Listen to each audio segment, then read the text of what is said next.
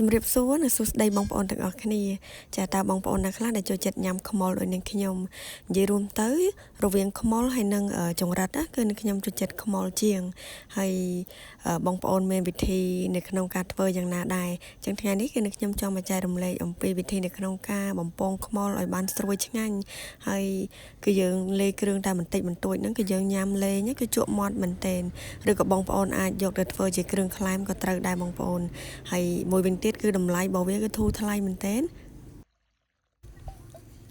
ថ្ងៃនេះខ្ញុំបានទៅផ្សារឃើញគេលក់ខ្មុលច្រើន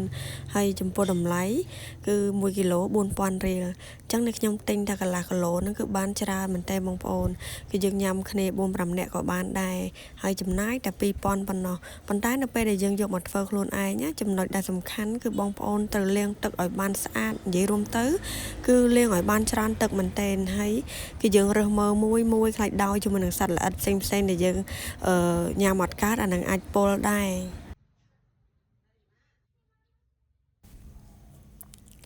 ចា៎ខ្ញុំអង្គុយរើសខ្មុលមួយពីព្រោះខ្លាចដោយជាមួយនឹងសត្វល្អិតផ្សេងហើយយើងអត់ស្គាល់សត្វហ្នឹងគឺយើងខ្លាចវាពុលដែរអញ្ចឹងគឺខ្ញុំអង្គុយរើសមួយហើយនឹងលាងសម្អាតទឹកគឺច្រើនទឹកមែនទែនលាងរហូតដល់តែខ្មុលរបស់យើងសទឹកតែម្ដង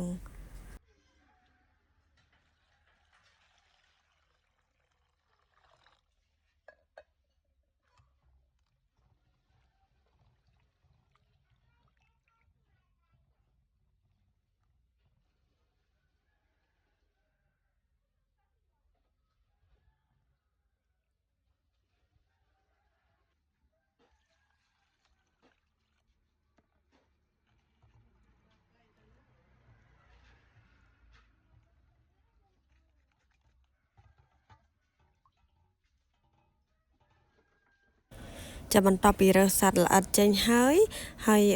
យើងក៏បានលាងសម្អាតវារួចស្អាតល្អដែរអញ្ចឹងនេះខ្ញុំសម្រោះទឹកវាចេញសិនហើយនេះខ្ញុំក៏យកវាមកបំពងតែម្ដងអញ្ចឹងការបំពងនេះគឺយើងមានតិចនិចដើម្បីបំពងឲ្យវាស្រួយដែរអញ្ចឹងគឺខ្ញុំដាក់ចាខ្ទះឲ្យក្តៅល្អបន្តិចសិនតែខ្ញុំចាក់ខ្លាញ់ចូលហើយខ្លាញ់ឬក៏ប្រេងឆាហ្នឹងបងប្អូនដាក់ឲ្យច្រើនបន្តិចទៅខ្មុលរបស់យើងនេះវាស្រួយល្អហើយបើសិនជាបំពងតែម្ដងក៏វាអត់សូវស្រួយដែរបងប្អូនអញ្ចឹងតិចនិចរបស់នាងខ្ញុំគឺនាងខ្ញុំបំពងវា2ដងចឹងបំពងលើកទី1គឺវាអត់តន់ក្រៀមល្អទេនាងខ្ញុំដុសសម្រស់ខ្លាញ់ចេញសិនហើយយកវាទៅបំពងម្ដងទៀត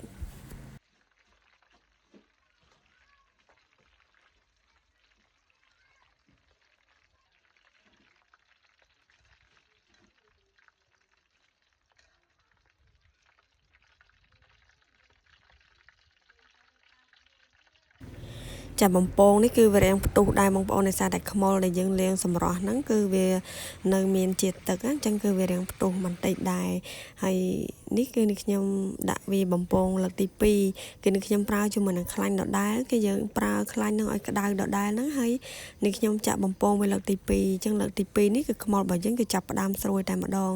ហើយនៅពេលដែលខ្មុលរបស់យើងឡើងស្រួយហើយនេះខ្ញុំបន្ថែមជាមួយនឹងស្លឹកក្រូចសើចដើម្បីឲ្យខ្មុលរបស់យើងកាន់តែឈ្ងុយអញ្ចឹងស្លឹកក្រូចសើចចាំខ្មុលរបស់យើងឆ្អិនឬក៏ស្រួយល្អសិនចាំយើងដាក់អញ្ចឹងនៅពេលដែលដាក់ស្លឹកក្រូចសើចនេះក៏ផ្ទុះដែរបងប្អូនដោយសារតែស្លឹកក្រូចសើចវាមានជាតិទឹកដែរអញ្ចឹងបន្ទាប់ពីយើងបំពងវាស្រួយហើយនេះខ្ញុំដួសសម្រស់ខ្លាញ់ចេញហើយនេះខ្ញុំយកមកលេគ្រឿងក្លុកតាមក្រោយបងប្អូន